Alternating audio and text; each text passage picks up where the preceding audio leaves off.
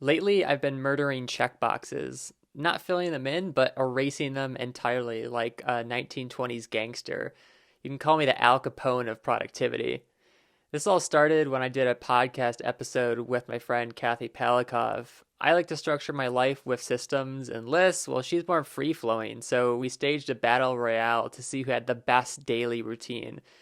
Normally, it should have been an easy win for me. I'm on month 7 of a daily comic challenge, and it's turned me into a content machine, but I've been feeling kind of stuck for a couple weeks now. Halfway through the podcast, Kathy said something interesting that made me rethink my attachment to systems and productivity in general. She said, "You have to accept your distractions." When it comes to productivity systems, I've tried them all. Each one felt perfect at first, and I'd be super focused for a few weeks, but then something would start to annoy me. It's like every system I tried was more distracting than the distractions it was supposed to prevent. To illustrate the problem, here's a quick summary of the best tools that I've come across, ranked from worst to best. Number 1, coming in with a solid F, productivity apps. What are they? Apps like Notion help you organize your life by creating infinitely flexible boards and databases.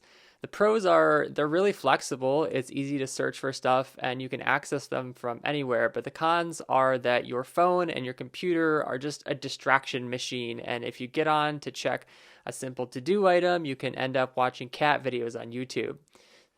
Number 2 is the bullet journal, coming in at a D minus. What is it? A bullet journal is basically a regular journal that you spruce up with illustrations and symbols to track your goals and tasks. The pros are it's really beautiful, it's super portable, and handwriting is great for learning. But the cons are that it's really time consuming. You can't revise stuff easily when you're writing, and you have to rewrite it every single day, which is annoying. Number 3, the to-do list, coming in at a C. What is it? A to-do list? Well, it's a little piece of paper that you can carry around with you to remind yourself about groceries, tasks, etc.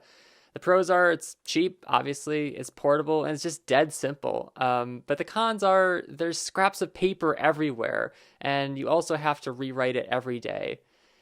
Number 4, don't break the chain. I really like this one, so I'm going to give it a B plus. What is it? Don't break the chain is this method that Jerry Seinfeld came up with of doing something every day and then building a chain of days to motivate yourself not to quit. On the pro side, it's really simple and it builds consistency, but on the con side, it doesn't really work for one-off tasks or if you're doing weekly or monthly stuff that you're not doing every day. And there are other systems like Kanban boards. I never know if I'm pronouncing that right, but the Pomodoro technique, etc. But they all have kind of similar pros and cons. So, what's the solution? The siren call of productivity is the belief that by doing more, you're accomplishing more. But when I looked at all the lists and rules I was creating, almost none of them had any measurable impact on my life, other than wasting my time and energy, of course.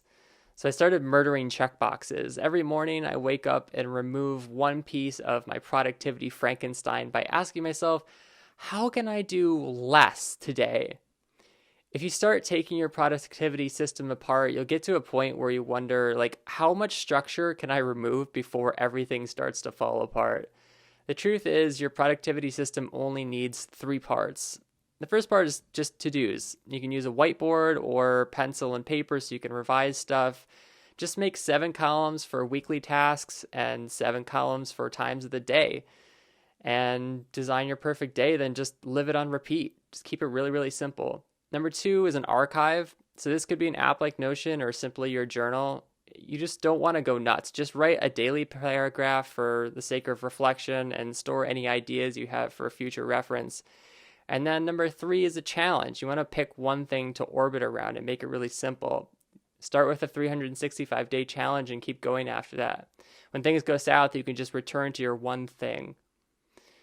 And that sounds like it's still a Frankenstein, doesn't it? I guess you're right, but the real measure of a monster is not how many parts it has, it's how those parts combine for good or evil.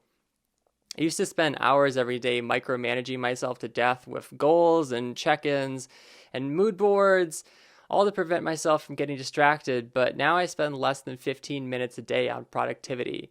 I accept my distractions as they are. I can live with that monster.